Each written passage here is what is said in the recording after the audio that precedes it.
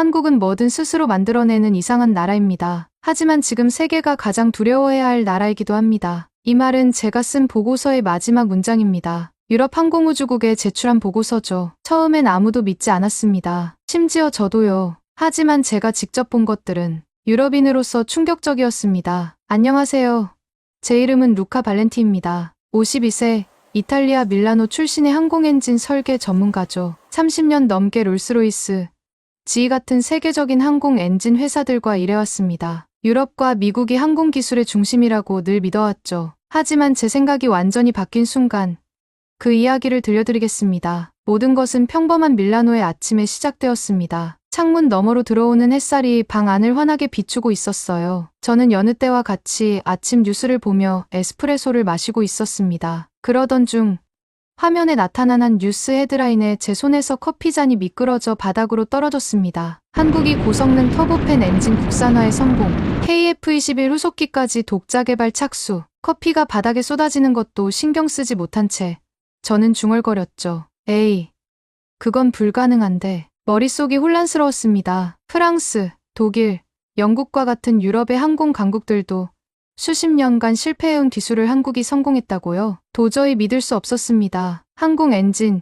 특히 고성능 터보팬 엔진은 세계적으로도 몇 안 되는 나라만이 생산할 수 있는 첨단 기술입니다. 미국의 GE, 영국의 롤스로이스, 프랑스의 사프란 같은 세계적인 기업들이 독점하고 있는 분야였어요. 한국은 불과 20년 전만 해도 자동차도 제대로 만들지 못했잖아. 저는 서둘러 노트북을 열고 관련 뉴스를 더 찾아보았습니다. 하나둘씩 나오는 기사들을 읽을수록 제 눈은 점점 커졌죠. 한국은 이미 수년 전부터 비밀리에 자체 항공 엔진 개발 프로젝트를 진행해왔고 마침내 성공을 거둔 것이었습니다. 며칠 뒤 저는 유럽연합 항공우주연구회로부터 한 통의 이메일을 받았습니다. 긴급 회의 초청장이었죠. 메일을 열어보니 회의 주제는 간단했습니다. 왜 한국 항공산업이 무섭게 추격하는가? 이메일을 받은 저는 동료 마르코에게 전화를 걸었습니다. 마르코, 연구회에서 한국 항공산업 관련 회의가 있다는데 너도 초청받았어? 응, 받았어. 솔직히 좀 놀랐어. 우리가 항상 아시아에 기술 수출만 하던 시절이 있었는데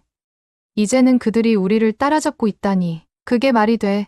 항공 엔진은 단순히 돈과 시간을 들인다고 개발할 수 있는 게 아니잖아. 그렇지. 그래서 더 충격적인 거야. 브뤼셀에서 만나자. 저는 브뤼셀로 향하는 기차 안에서 계속해서 한국의 항공산업 발전에 관한 자료를 찾아보았습니다. 제가 알던 한국은 수입한 기술을 바탕으로 조립하고 생산하는 국가였습니다. 그런데 이제는 자체 기술로 가장 어려운 분야 중 하나인 항공 엔진까지 개발한다니. 이건 정말 놀라운 일이었죠. 유럽연합 항공우주연구회 회의실에 도착한 저는 벽면에 붙어있는 충격적인 차트들을 보고 다시 한번 놀라고 말았습니다. 생산 속도, 연구개발 주기, 글로벌 수출 계약 현황 등 모든 수치에서 한국이 유럽을 앞서기 시작했더군요. 회의가 시작되고 각국의 전문가들이 한국 항공산업의 성장에 대해 분석했습니다. 한 독일 엔지니어는 이렇게 말했죠. 한국은 지난 10년간 항공 분야에 국가 GDP의 상당 부분을 투자했습니다. 그들은 단순히 기술을 사오는 것이 아니라 기술 자립을 목표로 했죠. 프랑스의 연구원은 더 충격적인 이야기를 했습니다. 한국은 이미 우리가 팔았던 엔진을 역설계했고 그 과정에서 우리도 풀지 못한 문제들을 해결했습니다. 그들의 혁신 속도는 정말 놀랍습니다. 회의실에 침묵이 흘렀습니다. 저는 그제서야 깨달았어요. 이것은 단순한 경쟁이 아니라 유럽 항공산업에 대한 실질적인 위협이었습니다. 회의가 끝나고 저는 한 가지 결심을 했습니다. 직접 가보자. 저는 호텔로 돌아와 짐을 꾸리기 시작했습니다. 수십 년간 미국과 유럽에서만 기술을 배우고 아시아의 기술력에 대해서는 반신반의하던 저였지만 이제는 직접 눈으로 확인할 필요가 있었죠. 제가 공항으로 떠나기 전 동료 마르코가 말했습니다. 가서 진짜인지 보고 와. 우리가 따라잡을 수 있는 상대인지. 저는 고개를 끄덕이며 한국행 비행기 티켓을 예약했습니다. 하늘을 날아오르는 비행기 안에서 창밖을 바라보며 생각했습니다. 정말 한국이 그렇게 발전했을까? 내가 지금까지 알고 있던 세계가 변하고 있는 걸까? 여러분, 이런 흥미로운 이야기를 들려드리게 되어 기쁩니다. 앞으로 제 한국 방문기가 어떻게 이어질지 함께 해주세요. 구독과 좋아요는 더 멋진 영상을 만드는 데 큰 힘이 됩니다. 다음 이야기에서는 제가 한국에서 어떤 충격적인 경험을 하게 되었는지 계속 들려드리겠습니다. 브뤼셀에서 밀라노로 돌아온 후 저는 깊은 생각에 잠겼습니다. 창가에 앉아 밀라노의 야경을 바라보며 유럽 항공 산업의 역사를 돌아보았죠. 한때는 세계를 선도하던 유럽의 항공 기술이 이제는 위협받고 있다는 사실이 저를 불안하게 만들었습니다. 다음 날 아침, 저는 동료들과 함께 연구실에서 긴급 미팅을 소집했습니다. 10여 명의 엔지니어들이 모인 가운데 저는 한국의 항공산업 발전에 관한 자료를 프로젝터에 띄웠어요. 여러분, 우리가 지금까지 간과해왔던 경쟁자가 생겼습니다. 바로 한국이죠. 회의실에 있던 동료들은 의아한 표정을 지었습니다. 이탈리아의 베테랑 엔지니어 파울로가 물었죠. 한국이요? 그들은 우리 기술을 수입해서 조립하는 수준 아닌가요? 저는 고개를 저으며 답했습니다. 더 이상은 아닙니다. 그들은 이미 고성능 터보팬 엔진 개발에 성공했고 우리보다 더 효율적인 생산 시스템을 갖추고 있어요. 저는 한국의 항공 엔진 개발 성과를 보여주는 동영상을 재생했습니다. 영상 속에서 한국의 엔지니어들이 자체 개발한 엔진을 테스트하는 장면이 나왔죠. 엔진의 성능 데이터가 화면에 떠올랐고 그것은 유럽의 최신 모델들과 비교해도 손색이 없었습니다. 동료들의 표정이 점점 심각해졌습니다. 30년 경력의 엔지니어 마리아가 말했습니다. 이건 단순한 기술 복제가 아니에요. 그들만의 혁신이 담겨 있어요. 맞아요. 저는 고개를 끄덕이며 말했습니다. 한국은 우리가 수십 년 동안 해결하지 못한 냉각 시스템 문제를 해결했어요. 그들의 블레이드 디자인은 완전히 새로운 접근 방식을 보여주죠. 미팅이 끝나고 연구소 소장인 안토니오가 저를 불렀습니다. 그의 사무실에 들어서자 창밖으로 밀라노의 대성당이 보였어요. 안토니오는 창가에 서서 말했습니다. 루카, 유럽연합 항공우주처에서 특별 태스크포스를 구성하고 있네. 한국의 항공산업을 분석하기 위한 팀이야. 자네가 팀을 이끌어줬으면 해. 저요? 자네는 우리 중에서 가장 경험이 많고 새로운 기술에 열린 마음을 가지고 있어. 무엇보다 자네는 이미 문제의 심각성을 인식하고 있지. 저는 잠시 생각에 잠겼습니다. 이것은 단순한 연구 프로젝트가 아니라 유럽 항공산업의 미래를 좌우할 수 있는 중요한 임무였어요. 알겠습니다. 하지만 직접 한국에 가서 확인하고 싶습니다. 안토니오는 미소를 지으며 고개를 끄덕였습니다. 이미 예상했네. 항공권과 모든 필요한 정보가 담긴 파일을 준비해 두었어. 저는 그가 건넨 파일을 받아들었습니다. 그 안에는 한국의 주요 항공우주 연구소와 기업들의 정보, 그리고 현지 연락처 등이 상세히 정리되어 있었어요. 다음 날, 연구소의 특별회의실에서 유럽 각국에서 온 전문가들과 화상회의가 열렸습니다. 프랑스, 독일, 영국, 스페인 등 유럽 항공산업의 중심, 국가들에서 참여한 전문가들은 모두 한국의 급격한 성장에 대한 우려를 표했어요. 독일의 항공우주국 책임자인 한스가 물었습니다. 루카,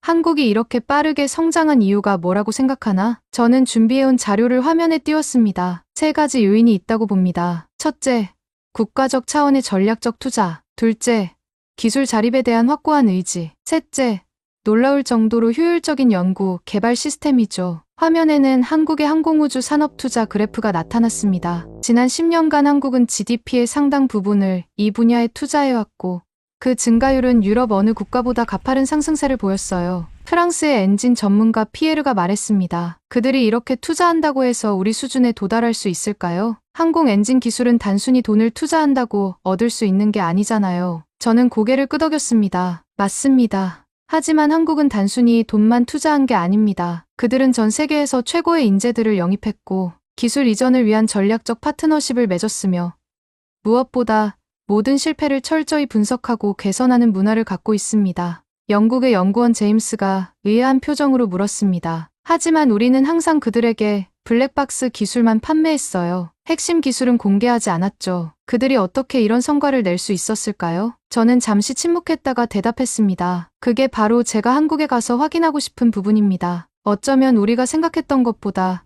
그들의 역량이 뛰어날지도 모릅니다. 회의가 끝나고 저는 사무실로 돌아와 한국 방문을 위한 준비를 시작했습니다. 복잡한 감정이 교차했어요. 한편으로는 세계 항공산업의 지형이 바뀌고 있다는 두려움이 있었고 다른 한편으로는 새로운 기술과 접근 방식을 배울 수 있다는 기대감도 있었습니다. 집으로 돌아가는 길에 저는 오래된 친구이자 동료인 로베르토를 만났습니다. 밀라노의 작은 카페에서 에스프레소를 마시며 그에게 한국 방문 계획을 이야기했어요. 정말 가는 거야? 아시아까지? 응. 직접 확인해야 할 것 같아. 정말 그들이 우리를 앞서가고 있는 건지. 로베르토는 잠시 커피잔을 바라보다가 말했습니다. 나는 40년 동안 이 분야에서 일했어. 항상 유럽과 미국이 선두였지. 솔직히 한국 같은 나라가 우리를 따라잡을 수 있다고는 생각도 못했어. 저는 고개를 끄덕였습니다. 나도 그랬어. 하지만 세상이 변하고 있나 봐. 이제는 우리가 배워야 할 수도 있어. 로베르토는 쓴웃음을 지었습니다. 조심해. 내가 한국에서 너무 감명받아서 돌아오지 않으면 어쩌지? 우리는 함께 웃었지만 그의 말에는 진심이 담겨 있었습니다. 유럽의 항공산업은 지금까지 한 번도 경험하지 못한 도전에 직면하고 있었고 우리는 그 변화의 속도를 따라잡기 위해 분투하고 있었죠. 집에 돌아와 짐을 꾸리면서 저는 다시 한번 한국의 항공 엔진 개발 뉴스를 검색했습니다. 새로운 기사들이 계속해서 올라오고 있었고 한국의 성과에 대한 세계 각국의 반응도 다양했어요. 가방을 닫으며 저는 중얼거렸습니다. 이 여행이 내 생각을 완전히 바꿔놓을지도 모르겠군. 다음 날 아침, 저는 밀라노 말펜사 공항으로 향했습니다. 긴 비행이 기다리고 있었지만 그보다 더 큰 것이 제 앞에 놓여 있었습니다. 유럽과 한국, 그리고 세계 항공산업의 미래를 제정해야 할지도 모를 발견의 여정이었죠. 밀라노 말펜사 공항에서 인천국제공항까지의 비행은 12시간이 넘게 걸렸습니다. 기내에서 저는 한국에 관한 책과 문서들을 읽으며 시간을 보냈어요. 제가 알던 한국은 분단 이후 전쟁의 폐허에서 놀라운 경제 성장을 이룬 나라였습니다. 하지만 항공우주 분야에서 이렇게 빠르게 성장할 수 있었던 배경에는 어떤 비밀이 숨겨져 있을까요? 비행기 창문 너머로 구름을 바라보며 저는 지난 30년간의 제 경력을 돌아보았습니다. 저는 항상 유럽과 미국의 기술력이 세계 최고라고 믿어왔어요. 그런데 이제 아시아의 작은 나라가 그 자리를 위협하고 있다니 솔직히 받아들이기 쉽지 않았습니다. 옆자리에 앉은 한국인 사업가와 대화를 나누게 되었죠. 박민수라는 이름의 50대 중반 남성이었는데 유럽에서 자동차 부품 관련 사업을 하고 있다고 했습니다. 한국으로 출장 가시나요? 박민수가 물었습니다. 네. 항공 엔진 관련 연구차 방문합니다. 저는 항공우주 엔지니어예요. 박민수의 눈이 반짝였습니다. 아, 그러시군요. 우리나라가 최근 항공 엔진 개발에 성공했다는 소식 들으셨나요? 저는 미소를 지으며 고개를 끄덕였습니다. 그래서 가는 겁니다. 직접 확인하고 싶어서요. 박민수는 자부심 가득한 표정으로 말했습니다. 저희 한국 사람들은 못한다는 말을 들으면 더 열심히 하는 경향이 있어요. 항공 엔진도 마찬가지였죠. 많은 사람들이 불가능하다고 했지만 우리는 해냈습니다. 그의 말에는 단순한 자부심을 넘어선 무언가가 느껴졌습니다. 마치 역경을 이겨낸 사람의 감정 같았죠. 한국이 이렇게 빠르게 발전할 수 있었던 비결이 뭐라고 생각하세요? 저는 궁금증을 참지 못하고 물었습니다. 박민수는 잠시 생각하더니 대답했습니다. 글쎄요. 저는 사업가이지 엔지니어는 아니지만 한 가지 확실한 것은 우리 국민성이 아닐까 합니다. 우리는 항상 빨리빨리 문화를 가지고 있었어요. 때로는 단점이기도 하지만 발전 속도 면에서는 큰 장점이 되기도 하죠. 빨리빨리요? 네. 한국인들은 모든 것을 빠르게 하길 원합니다. 음식을 주문하면 빨리 나와야 하고, 택배도 하루 만에 도착해야 하고, 인터넷은 세계에서 가장 빨라야 하죠. 이런 성격이 산업 발전에도 적용된 것 같아요. 흥미로운 대화였습니다. 문화적 특성이 기술 발전에 영향을 미친다는 생각은 해보지 않았거든요. 저는 항상 자원과 투자, 그리고 전문 지식만이 중요하다고 생각했으니까요. 비행기가 인천국제공항에 착륙하기 시작했습니다. 창밖으로 보이는 서해의 푸른 바다와 그 위에 떠있는 거대한 공항은 인상적이었어요. 박민수가 말했습니다. 인천공항은 19년 연속 세계 공항 서비스 평가에서 1위를 차지했습니다. 한국의 기술력을 보여주는 첫 번째 장소라고 할 수 있죠. 비행기가 착륙하고 저는 짐을 챙겨 출구로 향했습니다. 박민수와 연락처를 교환한 후 우리는 작별 인사를 나눴어요. 루카 씨, 한국에서 좋은 경험 하시길 바랍니다. 혹시 도움이 필요하시면 언제든 연락하세요. 감사합니다. 박 씨, 정말 좋은 대화였어요. 인천공항에 발을 내딛는 순간 저는 새로운 세계에 들어선 것 같은 느낌을 받았습니다. 공항 내부는 제가 본 어떤 유럽 공항보다도 현대적이고 효율적으로 보였어요. 천장에서 바닥까지 이어지는 유리창을 통해 자연광이 들어오고 곳곳에 디지털 안내 시스템이 설치되어 있었습니다. 입국 심사를 위해 줄을 서 있을 때 저는 자동 출입국 시스템을 사용하는 사람들을 보았습니다. 얼굴 인식만으로 모든 절차가 완료되는 모습이 신기했어요. 유럽에서도 이런 시스템을 도입하려고 했지만 여전히 많은 공항에서는 전통적인 방식을 고수하고 있었죠. 입국 심사를 마치고 짐을 찾은 후 저는 공항 로비로 나왔습니다. 그곳에서 한국항공우주연구원 KARI 소속의 김태영 박사가 저를 기다리고 있었어요. 40대 초반으로 보이는 김태영 박사는 친절한 미소로 저를 맞이했습니다. 발렌티 박사님, 한국에 오신 것을 환영합니다. 긴 비행 피곤하셨죠? 네. 조금요. 하지만 한국에 대한 기대감이 더 큽니다. 김태영 박사는 제 짐을 들어주며 말했습니다. 오늘은 호텔에서 휴식하시고 내일부터 본격적인 일정을 시작하는 게 어떨까요? 저희 연구소는 서울에서 약 1시간 거리에 있습니다. 좋은 생각이네요. 시차 적응할 시간이 필요할 것 같습니다. 우리는 공항에서 나와 김태영 박사의 차로 향했습니다. 주차장으로 가는 동안 저는 무인 안내 로봇과 로드맵 기반 스마트 경로 시스템을 발견했어요. 자신의 위치를 찾아주고 목적지까지 안내해주는 첨단 시스템이었습니다. 이건 공항이 아니라 미래 도시인데요? 저는 감탄하며 말했습니다. 김태영 박사는 웃으며 대답했습니다. 한국은 기술 적용이 빠른 편이에요. 특히 공공장소에서요. 인천공항은 우리의 자랑이기도 하죠. 저는 웃으며 덧붙였습니다. 이탈리아 공항은 이거 도입하려면 10년은 더 걸릴 것 같은데. 차에 올라타자 김태영 박사는 자율주행 모드를 켰습니다. 차가 스스로 주차장을 빠져나가는 모습이 인상적이었어요. 이것도 한국 기술인가요? 저는 물었습니다. 네, 물론이죠. 현대자동차와 몇몇 스타트업들이 개발한 시스템입니다. 아직 완전한 자율주행은 아니지만 특정 구간에서는 자동으로 운전할 수 있어요. 고속도로에 진입하자 김태영 박사는 다시 수동 모드로 전환했습니다. 창밖으로 보이는 서울로 향하는 도로는 깨끗하고 정돈되어 있었어요. 양쪽으로 펼쳐진 현대적인 건물들과 녹지 공간이 조화를 이루고 있었습니다. 한국에 처음 오셨죠? 김태영 박사가 물었습니다. 네, 처음입니다. 사실 아시아는 일본과 중국에만 몇 번 갔었어요. 그러시군요. 한국은 어떤 이미지로 생각하고 계셨나요? 저는 솔직하게 대답했습니다.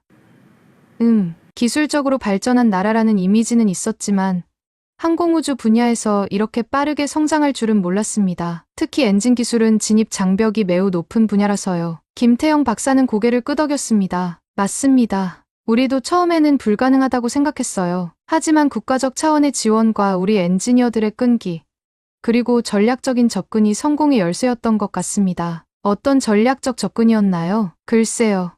내일 연구소에서 자세히 보여드리겠지만 간단히 말하자면 우리는 처음부터 전체 엔진을 개발하려고 하지 않았어요. 대신 핵심 부품들을 하나씩 국산화하는 접근법을 택했죠. 블레이드, 연소실, 압축기 등을 순차적으로 개발해 나갔습니다. 이런 접근 방식은 유럽과는 달랐습니다. 우리는 항상 통합적인 접근을 중시했고 전체 시스템을 한 번에 개발하려는 경향이 있었거든요. 차가 서울 도심으로 들어서자 눈앞에 펼쳐진 도시 경관에 저는 또 한 번 놀랐습니다. 고층 빌딩과 전통적인 건물들이 공존하는 모습, 그리고 곳곳에 보이는 첨단 기술의 흔적들이 인상적이었어요. 내일은 몇 시에 출발하면 될까요? 저는 물었습니다. 아침 8시에 호텔로 마중 나가겠습니다. 연구소까지는 1시간 정도 걸리니 9시부터 본격적인 일정을 시작하면 될 것 같네요. 좋습니다. 정말 기대되네요. 호텔에 도착한 후 저는 체크인을 하고 방으로 올라갔습니다. 창문을 통해 보이는 서울의 야경은 마치 미래 도시를 보는 것 같았어요. 빌딩마다 화려한 조명이 켜져 있었고 남산타워의 불빛이 도시 중심에서 빛나고 있었습니다. 침대에 누워 천장을 바라보며 저는 내일 있을 일들을 상상했습니다. 한국의 항공 엔진 기술을 직접 볼 수 있다는 사실에 설렘과 긴장이 교차했어요. 이 여행이 제 생각을 어떻게 바꿔놓을지, 그리고 유럽으로 돌아갔을 때 동료들에게 무슨 말을 해야 할지 고민하며 저는 깊은 잠에 빠져들었습니다. 아침 일찍 눈을 떴습니다. 창밖으로 보이는 서울의 모습은 이미 활기차게 움직이고 있었어요. 커튼을 젖히니 햇살이 방 안을 가득 채웠습니다. 서둘러 준비를 마치고 로비로 내려가니 김태영 박사가 이미 기다리고 있었죠. 발렌티 박사님, 잘 주무셨나요?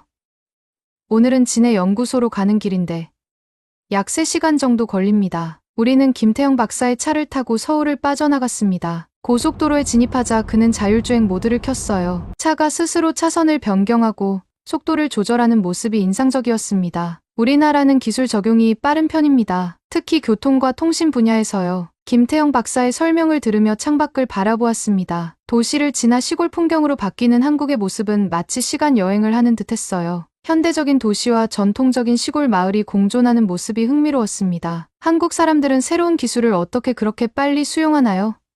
저는 궁금증을 참지 못하고 물었습니다. 아마도 우리의 빨리빨리 문화 때문일 겁니다. 하지만 그 이면에는 생존을 위한 절박함도 있었죠. 우리는 자원이 부족한 나라입니다. 기술 말고는 의존할 것이 없었어요. 3시간의 여정 끝에 우리는 진해에 도착했습니다. 그곳에는 거대한 항공엔진 국책연구소가 자리하고 있었어요. 보안 게이트를 통과하면서 저는 유럽의 연구 시설과는 다른 분위기를 느꼈습니다. 모든 것이 더 새롭고 더 체계적으로 보였죠. 연구소 입구에서 박소연 팀장이 우리를 맞이했습니다. 40대 초반의 여성 엔지니어였어요. 발렌티 박사님, 환영합니다. 오늘 저희 시설을 둘러보실 텐데 특별히 관심 있으신 부분이 있으신가요? 네.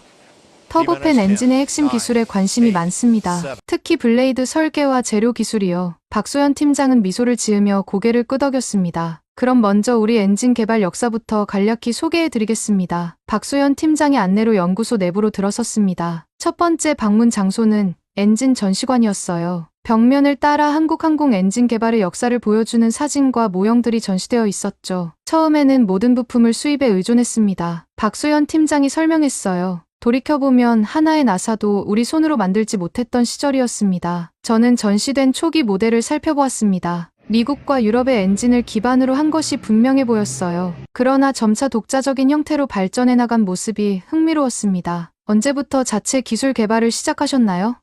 저는 물었습니다. 본격적으로는 2000년대 초반부터였어요. 하지만 그전에도 작은 부품들부터 하나씩 국산화하기 시작했습니다. 다음으로 우리는 실제 개발 현장으로 이동했습니다. 대형 유리창 너머로 엔지니어들이 작업하는 모습이 보였어요. 이곳에서 만난 박준호 수석 연구원은 자랑스럽게 말했습니다. 이제 모든 부품을 자체 설계하고 제작합니다. 예전엔 지휘 부품 없으면 아무것도 못했는데요. 연구실을 둘러보면서 저는 엔진이 회전하는 시뮬레이션, 고열 테스트, 내구성 시험 등 다양한 실험이 진행되는 것을 볼 수 있었습니다. 모든 과정이 실시간으로 자동화 시스템에 기록되고 있었어요. 이게 다 국산 기술이라고요?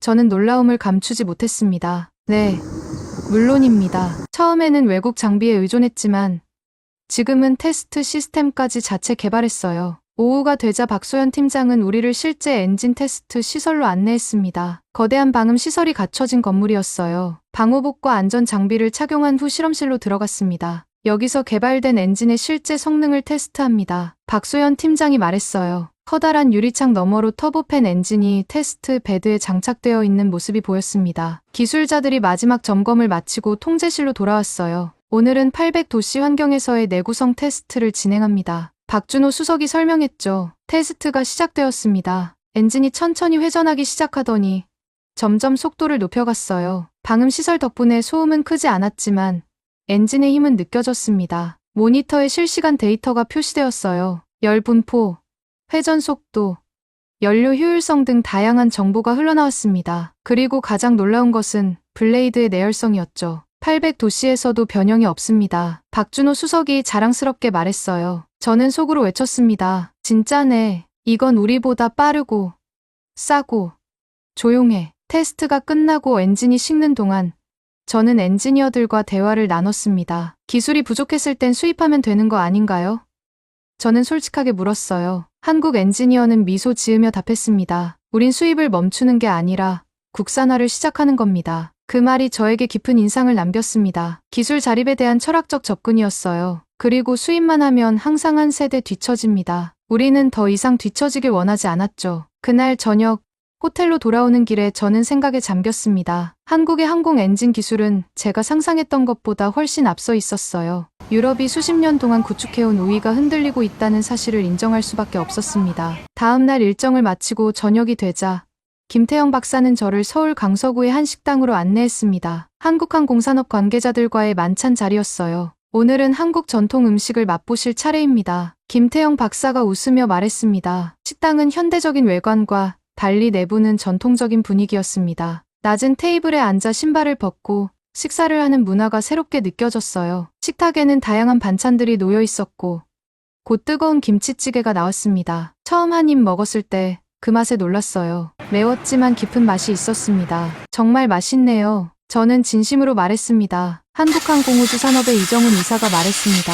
김치는 우리 문화의 상징 같은 음식입니다. 오랜 시간 발효시켜 만들죠. 인내와 정성이 필요합니다. 그 말에 저는 생각에 잠겼습니다. 어쩌면 김치와 한국의 기술 발전 사이에 연관성이 있을지도 모른다는 생각이 들었어요. 기술 개발도 마찬가지죠. 당장 결과를 보기보다 오래 준비하고 인내하는 과정이 필요합니다. 이정훈 이사는 고개를 끄덕였습니다. 맞습니다. 한국은 빠른 결과를 원하지만 동시에 끈기 있게 도전하는 문화가 있습니다. 식사를 하며 우리는 항공산업을 넘어 다양한 주제로 대화를 나눴습니다. 한국의 교육 시스템, 문화, 그리고 역사에 대해 이야기했어요. 한국은 모든 걸 직접 만들고 모두가 움직이는 나라군요. 저는 감탄하며 말했습니다. 이정훈 이사가 대답했습니다. 우리에겐 선택지가 없었어요. 자원도 없고 땅도 작은 나라가 살아남으려면 사람이 핵심이었습니다. 그날 밤 호텔로 돌아와 창밖의 서울 야경을 바라보며 저는 이렇게 정리했습니다. 한국은 빠르기만 한 게 아니라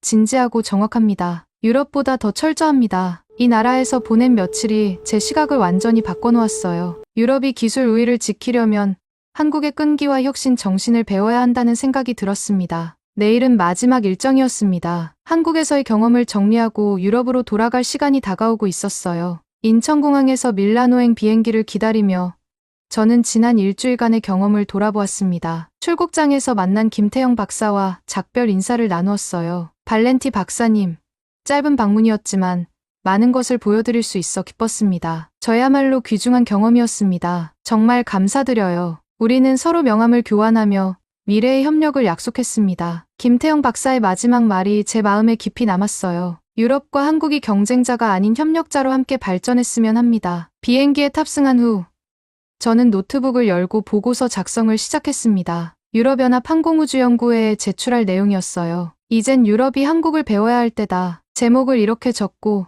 한국에서 본 것들을 하나하나 기록했습니다. 기술 독립, 빠른 개발, 협업 문화, 그리고 무엇보다 사람에 대한 투자가 중요하다는 점을 강조했어요. 비행기가 구름 위로 올라가자 저는 창밖을 바라보았습니다. 아래로 멀어지는 한국 땅이 보였어요. 일주일 전만 해도 저는 이 나라의 기술력을 반신반의했습니다. 하지만 이제는 확신이 생겼어요. 보고서의 마지막 문장을 이렇게 적었습니다. 한국은 뭐든 스스로 만들어내는 이상한 나라다. 하지만 지금 세계가 가장 두려워해야 할 나라이기도 하다. 비행기가 유럽으로 향하는 동안 저는 밀라노에 돌아가 무엇을 할지 계획했습니다. 동료들에게 한국의 항공 기술에 대해 알리고 우리의 연구 방식도 개선해야 했어요. 무엇보다 젊은 엔지니어들에게 한국에서 배운 혁신 정신을 전하고 싶었습니다. 다시 밀라노에 발을 딛는 순간 저는 달라진 시각으로 세상을 바라보게 되었습니다. 유럽의 오래된 건물들과 전통적인 풍경이 눈에 들어왔지만 이제는 기술 발전의 속도와 방향에 대한 새로운 통찰을 갖게 되었어요. 연구소에 돌아와 제 경험을 공유했을 때